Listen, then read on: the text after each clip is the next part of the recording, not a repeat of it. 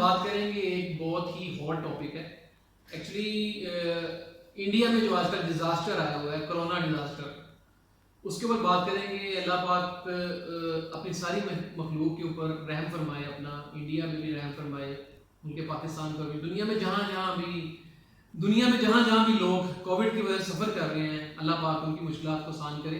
اچھا، ڈسکس یہ کرنا ہے کہ جیسے کہ عاصم آپ کو پتہ ہے کہ پریویسلی انڈیا جو ہے یہ کہتا رہا ہے کہ اب پاکستان کووڈ سے مرے گا، کرونا سے مرے گا. تو ہم تو ان کو بد دعا نہیں دیتے، لیکن انہوں نے تو ہمیں بد دعائیں کافی دی تھی کہ اب پاکستان کا نام و نشان نہیں رہے گا اور وہ کووڈ سے مرے گا. ہم تو دعائیں دیتے ہیں کہ اللہ پاک، جیسے کہ ہم نے ان کو کافی، ہمارے پرائم منسٹر صاحب نے بھی کافی ان کے لیے نیک تمناؤں کا اظہار کیا ٹویٹ کے اوپر، اور اس کے اوپر ان کو آکسیجن کی بھی آفر کی. سعودی عرب نے کافی ان کے ساتھ جو ہے آکسیجن کافی مقدار میں جو ہے ان کو پرووائڈ کی. تو ہماری تو دعائیں سب موجود ہیں. عاصم رضا بھائی ایز یوزول جو اس کے اوپر بات کریں گے کہ کس طرح سے انڈیا اس سے نکل سکتا ہے اور مزید وہاں پہ کیا حالات ہیں. اور جی تھینک یو ویری مچ. جیسا کہ آپ جانتے ہیں کہ اس ٹائم انڈیا میں جو ہے وہ ایک کوحرام کی صورتحال مچی ہوئی ہے، اور وہاں پہ لوگ جو ہے لوگوں کے پاس آکسیجن نہیں ہے. آکسیجن کیا، لوگوں کے پاس ہاسپٹل سارے بھر گئے ہوئے ہیں، اور وہاں پہ ایک بیڈ نہیں ہے. ایک بیڈ کے اوپر، جہاں بیڈ پہ وہاں تین لوگ جو ہے ایک بیڈ پہ پھینکے ہوئے ہیں. اب ہم آپ کے ساتھ کچھ ویڈیوز وغیرہ اور کچھ تصویریں شیئر کریں گے جس میں آپ دیکھ سکتے ہیں کہ انڈیا میں اس ٹائم کیا صورتحال ہے، اور وہاں پہ جو ہے وہ مطلب بہت بری صورتحال ہے. اس میں ایک چیز ہم آپ کو یہ بھی ساتھ ساتھ بتاتے جائیں کہ جو انڈیا کے شمشان گھاٹ ہے جہاں پہ ان کے مردوں کو جلایا جاتا ہے، وہ جگہ بھی کم پڑ گئی ہیں، کیونکہ اتنی زیادہ اموات ہو رہی ہیں، لاکھوں کی تعداد میں اموات ایک دن میں ہو رہی ہیں، جو کہ انہوں نے کبھی سوچا بھی نہیں تھا کہ اس طرح کی صورتحال بھی انڈیا کو دیکھنی پڑے گی. وہ ایسا رہا ہے کہ وہ اب شمشان گھاٹوں میں وہ جو ہے ان کو اکٹھے ان کی جو میتیں ہیں وہ جلا رہے ہیں. جی بالکل، ایک ایک کر کے نہیں، یعنی کہ ایک کافی زیادہ میتیں سیم ٹائم میں اسی مومنٹ جلائی جا رہی ہیں. جی ابھی ہم آپ کو ساتھ ساتھ دکھاتے بھی رہیں گے. وہ یہ رہا ہے کہ انڈیا میں جو لوگوں کی ڈیڈ باڈیز ہیں ان کو ایک جگہ رکھ کے ہی سب کو جلایا جا رہا ہے، کیونکہ وہاں پہ جگہ نہیں ہے، لکڑیوں کی کمی ہے. اور یہ سب کچھ کیوں ہوا ہے؟ صرف اس وجہ سے ہوا ہے کہ وہاں پہ آکسیجن نہیں ہے. اب جو کووڈ کے پیشنٹ ہیں، جو سیریس پیشنٹ ہیں، وہ بہت زیادہ ہیں، وہاں لاکھوں کی تعداد ہے. ان کے پاس وینٹیلیٹر ختم ہو چکے ہوئے ہیں، اب ان کے پاس آکسیجن کی بھی شدید کمی ہے. اور یہ جیسے آپ پکچرز میں بھی ساتھ ساتھ دیکھتے رہیں گے کہ لوگ سڑکوں پہ پڑے ہوئے ہیں اور ان کو سلنڈرز لگے ہوئے ہیں ساتھ ساتھ. اور مطلب یہ ہے کہ بہت بری صورتحال ہے. اس ٹائم پوری دنیا اپنی کوشش کر رہی ہے کہ انڈیا کے لیے جیسے ہو سکے، جتنا ہو سکے ان کو فوری آکسیجن کو چاہیے، لیکن صورتحال اس ٹائم ان کی جو ہے کنٹرول سے باہر ہے.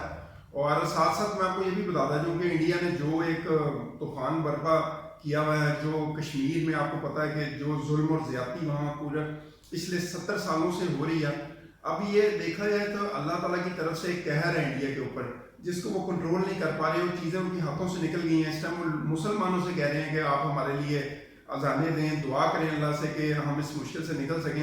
اور کچھ پولیس والے جا کے اجتماعی طور پہ لوگوں سے ریکویسٹ کر رہے ہیں مسلمانوں سے کہ آپ مسجدوں میں جائیں اور جا کے اذانیں دیں اور ہمارے لیے دعا کریں، کیونکہ انہوں نے اپنے بتوں سے دعا کر کے، پوجا کر کے، جو بھی کر کے دیکھ لیا، لیکن ان کی مشکلات کم نہیں ہو رہی. تو اس وجہ سے اب دیکھا جائے، کچھ عرصہ پیچھے جائیں تو یہی وہ لوگ تھے جو مسجدوں میں مسلمانوں کو نہیں جا رہے تھے، اور اگر جو جاتے تھے ان کو ڈنڈے مارتے تھے. تو یہ اب اتنی مشکل صورتحال میں مسلمان ہی ان کے کام آ رہے ہیں. اور اب ایسا ہو رہا ہے کہ مسلمان نماز کے لیے مسجد میں ہوتے ہیں اور باہر ان کی پولیس کھڑی ہوتی ہے ان کی حفاظت کے لیے. جی بالکل. اب یہ وہ حالات ہیں وہاں پر، اسپیشلی باہر نکلتے ہیں، لوگوں کو بولتے ہیں کہ جی آپ پلیز دعا کریں. آپ لوگوں کی ہی دعاؤں سے جو ہے یہ کووڈ ہماری جان چھوڑے گا انڈیا. یہ جی قدرت کا قانون ہے، اس کو ہم یہ کہیں گے کہ یہ قدرت کا قانون ہے. اللہ تعالیٰ نے اپنا آپ دکھایا کہ یہ وہی لوگ ہیں جو مطلب برابر کے حقوق نہیں دیتے مسلمانوں کو انڈیا میں.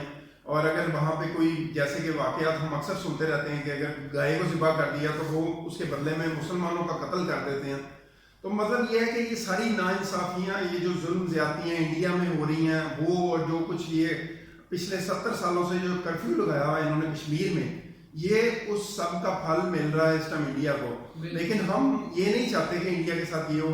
ہم نے تو مطلب AD نے یہاں تک کہا ہے کہ ہم آپ کو اپنی ایمبولینسز بھیجیں گے، 150-200 ایمبولینسز کی آفر کیا، اور ساتھ آکسیجن کی آفر بھی کیا کہ ہم ہے جی ڈرنا چاہیے اس صورتحال سے جو اس ٹائم انڈیا میں مچی ہے. اور ایک اور میں آپ کو تھوڑا سا इसके बैकग्राउंड में लेके जाना चाहता हूँ कि इंडिया में एकदम से सूरत हाल कैसे खराब हुई।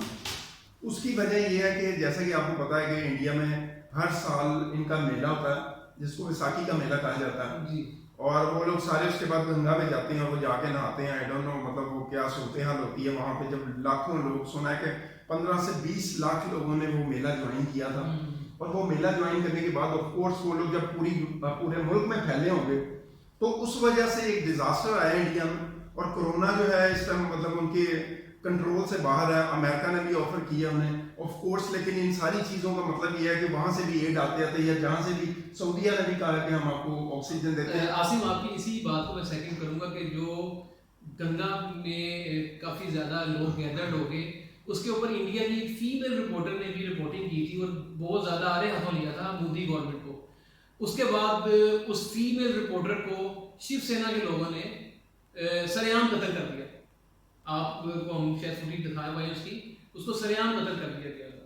तो वहाँ पे तो बोलने की आज़ादी भी नहीं है कि अगर आपको आपका वीक पॉइंट बताया जा रहा है कि यहाँ पे आपने गलती की जिसकी वजह से ये कोविड फैला, तो वो जो रिपोर्टर थी उसको तो आपने, उसका तो मुंह ही बंद कर दिया आपने तो उसको कत्ल ही कर दिया।